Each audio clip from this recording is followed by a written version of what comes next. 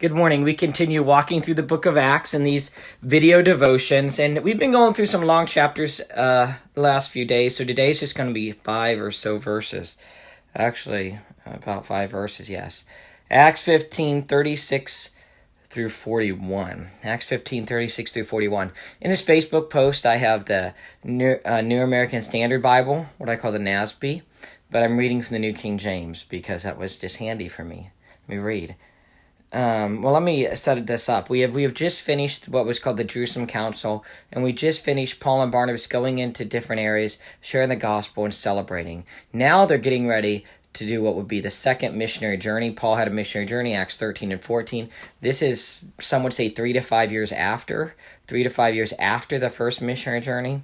So now let's read this. It says in verse 36, and after some days, Paul said to Barnabas, let us now go back and visit our brethren in every city where we have preached the word of the Lord, see how they're doing. Let's follow up with the cities. They went to all these cities with the gospel. They planted churches. They established elders. Let's follow up. Let's see how they're doing. That's what he's saying. Let's see how they're doing. Because, like I said, it's been 3 to 5 years. Verse 37. Now Barnabas was determined to take with him John called Mark. Verse 38. But Paul insisted that they should not take with them the one who had departed from them in Pamphylia and had not gone with them to the work. All right? Paul and Barnabas are having a big disagreement here. In Acts 13:13, John Mark was with them on the first missionary journey, but he deserted them, went back to Jerusalem. John Mark might be a cousin of Barnabas based off another passage, which I want to say is Colossians 4:10. Yeah, Colossians 4:10. A cousin or a relative of Barnabas. Barnabas is an encourager. He wants to give John Mark a second chance. Paul is saying, no way. I preached on this a few weeks ago at Bethel Friends Church, talking about reconciliation, but Paul and Barnabas have a sharp disagreement over this.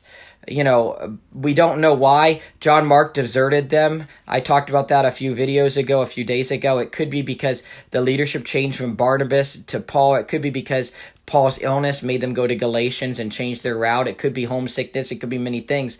But John Mark deserted them. John Mark might have been much younger, and either way, he deserted them. He went back. Barnabas wants to give him a second chance. Paul is saying, no way.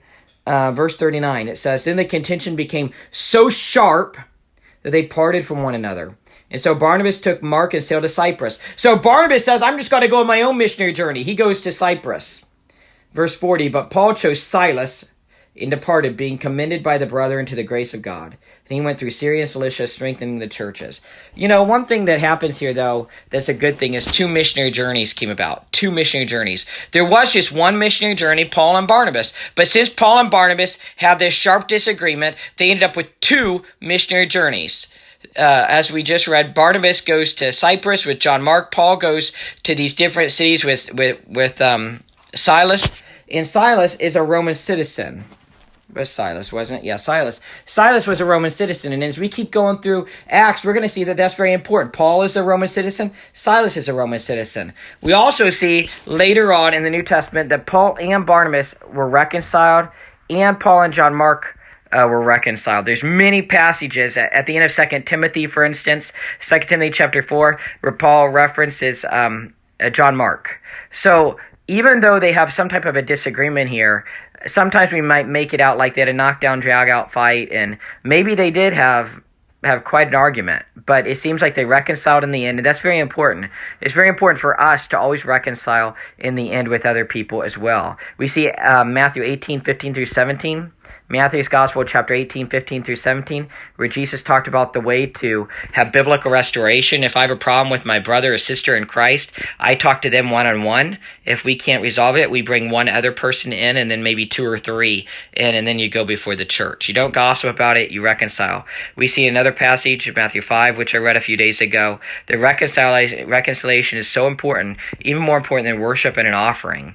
So it's very, very important. But we also see here, and this can encourage us, is that the Lord works in this. Even in this dispute they had, 2 missionary journeys developed. Lots of other places receive the gospel.